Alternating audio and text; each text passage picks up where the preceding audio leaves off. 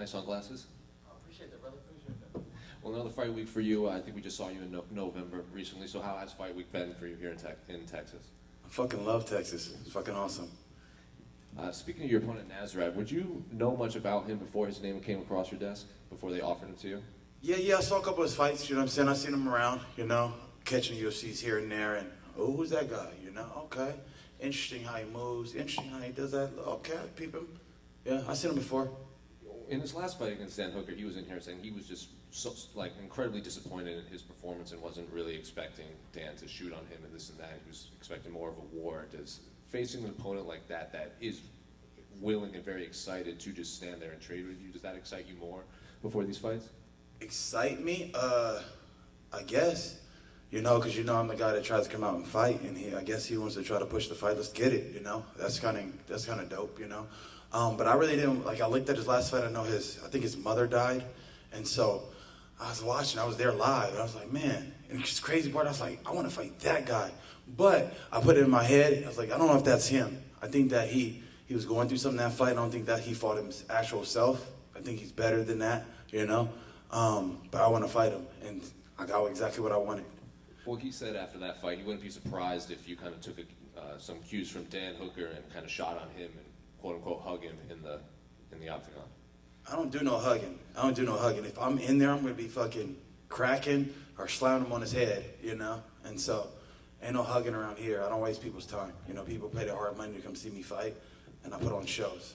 We also asked him because during your fights, you're known to talk to your opponents in there, whether it's with good intention or bad intention. You do talk, and he said that's child's game. I don't worry about this and all that stuff. So what do you make of all that? He said, "Fight me with your hands, not your words." I think was his exact phrase. I don't know if he'd been paying attention, but I ain't did too much talking for a minute. That was when I was really first coming in and shit. I was a little more talkative. I let my hands do it because why I could read the comments, and a lot of my critics were saying, he talks too much. I'm like, all right, well, I just won't say nothing. I'm just going to handle business and start showing y'all what I do with my style and my skills. Every once in a while I'll say something, but I didn't really don't say nothing. Vizef started talking to me. So I was like, oh, okay. Oh, you want to talk? Let's talk, But anyway, real quick, which one of you motherfuckers, I can't figure out who it is. Last fight, New York. Who was in New York? Raise all y'all hands. Okay, 1, 2, 3. Anybody else? You in New York? Who else in New York? Who's the guy? One of you guys said something about my little 50 G's comment.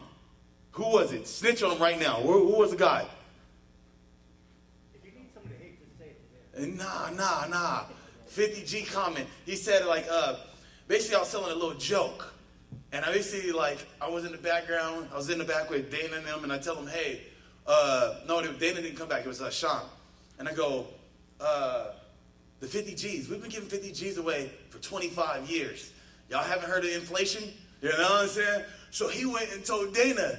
And Dana was like, what? Well, he's getting the bonus.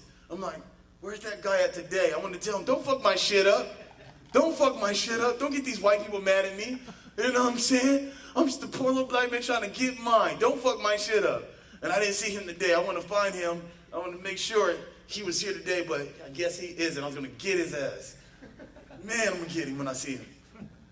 Speaking of your last fight, that was your first knockout win in, I think, 8 years to the day, I think. And you said during that time, a lot of people would bring up, he doesn't knock people out, oh, he's not going for the kill. And I think your phrase was, I just fight the fight that's in front of me. Since you got that last knockout win, have you silenced some of the critics complaining about, the lack of knockouts?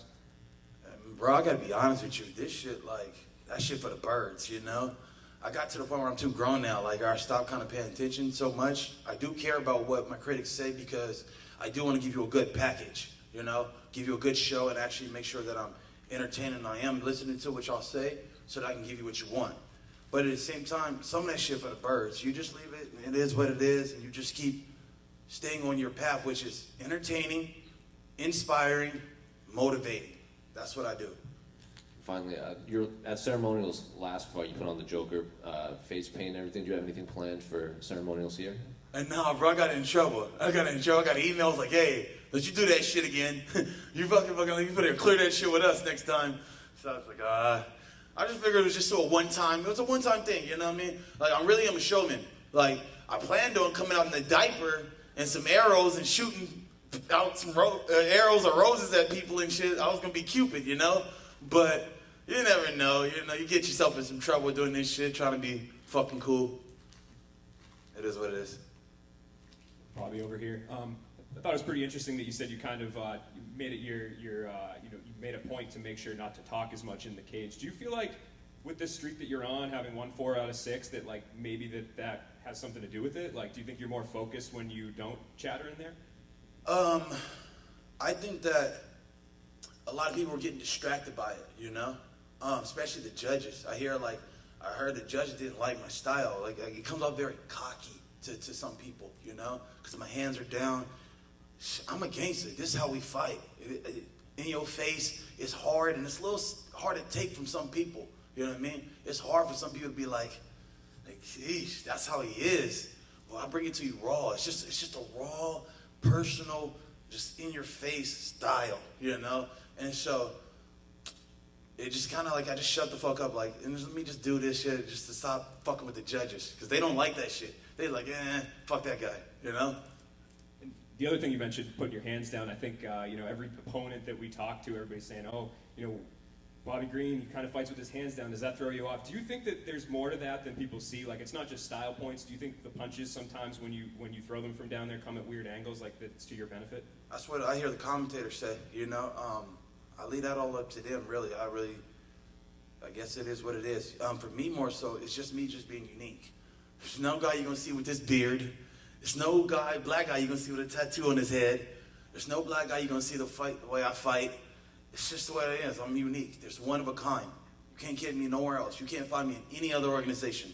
Show me and I'll tell you there's a big difference between me and him, you know? That can wrestle, that can punch, kick, and jits. I do it all. There's nobody like my style. I'm one of a kind. Thanks, man. Here, Bobby. You're coming off an impeccable performance over Al Quinta in your last fight. Are you able to carry over the momentum in that fight in November into this fight this weekend coming? Chael Sonnen said it best. I just start all over. I don't pay attention. Whatever happened yesterday is yesterday. Today's today, you know? I don't pay attention. You gotta pour that energy and pour that. It's a new start every time. You don't know what's in front of you. That was yesterday. Today's today. Get it popping right now today, you know? So whatever happened yesterday, I'm not really paying attention. Only look ahead. Hey, Bobby, just over here, mate. Where we at? Just here. Oh, there we go.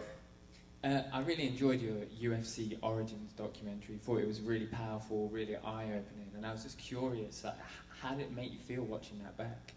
That was really special for me. You know, I really appreciate the UFC to take that time to tell my story so people understand me. A lot of people think that I'm some dude just got money and I just like cocky and no, I was you. I was poor. I was homeless. I didn't deal with death. I didn't deal with struggle, and that's what I'm really here for, is to show people that you could be that. I could be that same person just like you who could be depressed. I could be that person that could be just like you who's been through some struggles and can get up and change their whole life. You know, you could change your stars. One day you could be this, and one day you could just put your mind and put your head down and have a goal and just hit your goal. And after that, people will recognize and maybe might inspire somebody else to hit their goal, you know, and motivate somebody else. So I really thank the UFC for doing that. And the one thing that I didn't get to share is, like, my brother that died, I didn't have enough money to pay for his funeral. The UFC paid for that, you know. That's why I'm so loyal to them. Like, they were doing things for me that no companies ever did. They put the money in for my brother's funeral, and they took care of that. And so I'll always be loyal to them and thankful for them. Thank you, you know, Dana. Thank you, Sean, for all the things you guys have done. I tell them all the time, you guys don't have no idea what you've done for me. You've changed my life, you know? And I know that, like, everybody else gets it, like, with the pay and all this blah, blah, blah. I'm just thankful to be here, because every day I just go like, man, I'm really here. I came to Texas for free. I came to New York for free, you know? Like, I'm just a broke little kid, and I never forget that. I'll never act like I forgot. I ain't forgot those homeless nights, you know? I remember what it felt like when it's 3 o'clock in the morning and that morning dew starts to hit, where everything gets wet. Yeah, you get wet too when you're sleeping out there too, you know? And so I'll never forget those things. Hi, Bobby over here. Tell me about the vibe of this fight week and what music have you been listening to prepare for this fight? The vibe of this week. Interesting. The vibe of this week just been smooth. It's just been chill. I love Texas. Last time I came out here, I didn't expect it, but they went nuts. I was like, man, this is my spot. I want to come back.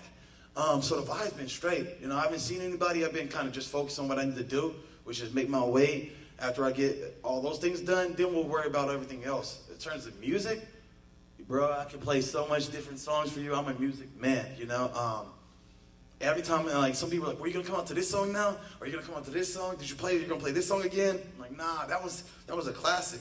Every time I'm come out to something different, so you never know with me. I'm always different. But it will get you up. I promise that. It's gonna be up. Just one, Bobby. I know that you said there was no other organization that has a fighter like you. When I first met you, you were in Strikeforce. That was quite some long time ago. If you had to think about the biggest difference of what that Bobby Green was to what Bobby Green is now, and what would you have said to that Bobby Green to maybe set him on a path to where you are now? That's interesting. That's kind of dope. What do I say to younger me?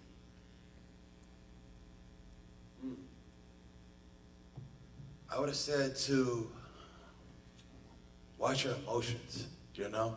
If I would have had a chance to go back and tell me back then, because I'm still the same dude. This thing, listen, I'm not supposed to be here, okay, guys? I'm gonna be honest with you. This was not my fight. This was someone else's fight.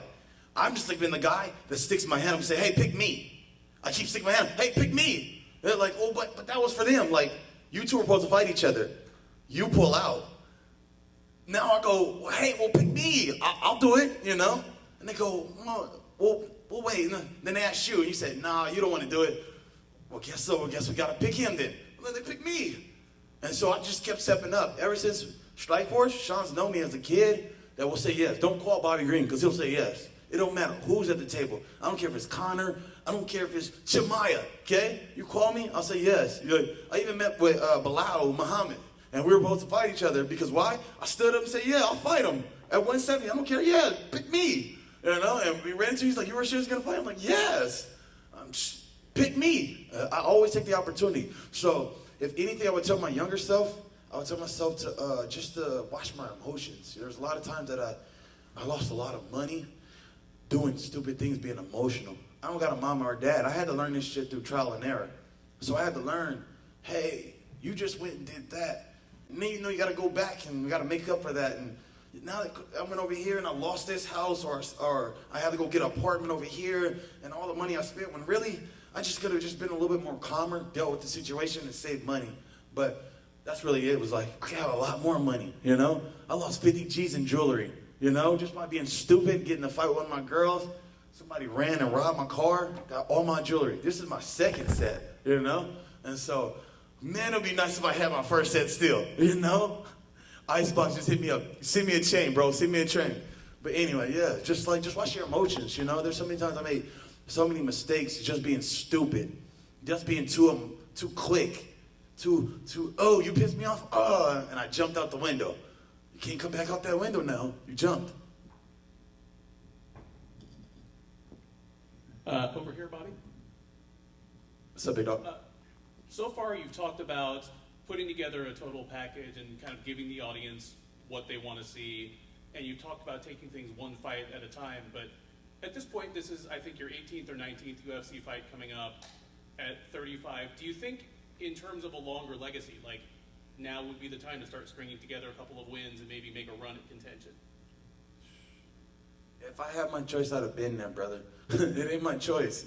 And maybe, I always believe I have perfect timing. Perfect timing meaning God put me in the right place at the right time to do the right things. Everything happens for a reason. And so I just need to understand it. And I'm thankful for where I'm at, you know? Like, I'm the epitome of get your ass back up. And I guess that may be my calling. And if I was champ and I just walked through everybody, you know, and just did what I did, I may not be here like this. And I may not have the same me, you know? I'm telling everybody, like, I've seen the judges rob me numerous amount of times, okay? Listen, I'm just keeping it real with you. Numerous amount of times. And I had to go take that one. And I even thought about retiring and quitting. And I had to come back and say, man, get your shit together. and go back, you know? I had to humble myself and go back. There's so many times I got broke, like the judges broke me, and I retired and I'm done with this, you know? And then I had to come back and just build myself. So I got perfect time, bro. I believe that I'm here for a reason, and maybe the reason is to be the champ. I've never been interested in the belt, okay? So when you talk titles, I'm never interested in the title. You can keep the titles, you know? What's interesting to me is what I can provide for people, you know? I got family that they look at me and they go like, man, nobody's in my family did something.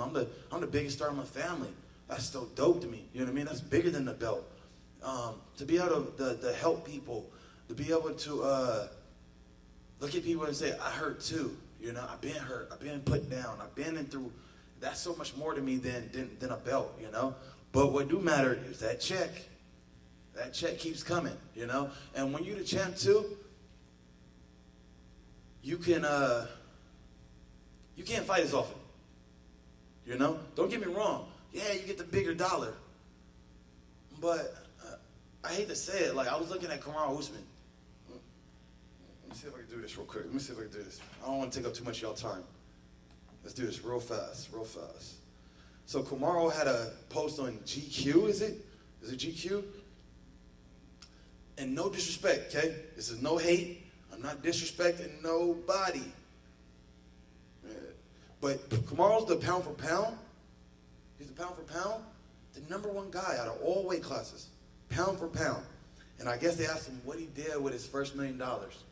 And he said he got an $80K Land Rover, $30K for his kid's school, $200,000 in trainers, a $5,000 house, and a $20,000 Rolex. I got all that and more. I got 2 houses. That's my second set of jewelry. I did all that because I can keep signing up. I'm on number 2. I'm on number 42 of my fights. And I can run back 6 more this year. No problem, okay? And so I don't have nobody controlling me and say, well, we need 8 months to promote you. Throw me in on 2 weeks. I'll do it.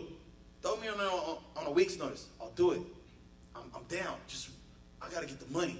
I'm not here for a long time. I'm here for a good time, like Chandler said, you know? I'm here to get my money. And after this stuff, then once I paid everything off, I'm gonna ride in the sunset. I'm gonna see y'all later. It's just what it is. I'm not here for the clout. I'm here to show you badass shows, a dope ass fighter with a sick ass style. And hey, this is my signature. That was me. Keep the videos, keep the footage. I'm out. I'll see y'all later. Peace.